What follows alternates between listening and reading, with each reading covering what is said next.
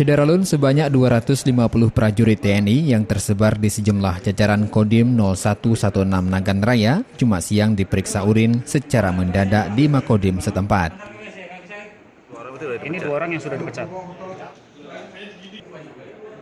Kegiatan yang dipimpin langsung oleh Dandim 0116 Nagan Raya, Letkol ARM Erlan Hendriatna, usai kegiatan olahraga bersama itu membuat prajurit kaget.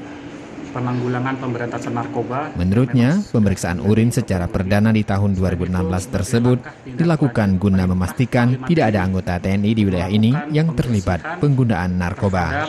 Bahaya narkoba di kalangan prajurit TNI. Seluruh prajurit tanpa terkecuali kami melakukan tes urin dilaksanakan dalam 3 tahap.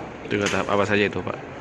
Tahap pertama kita prioritaskan pada seluruh perwira, kemudian aparat intel dan para unsur komandan. Tahap yang kedua para babinsa dan tahap yang ketiga terakhir pada. Dari Sukamakmur, Dede Iskandar, Serambi On TV.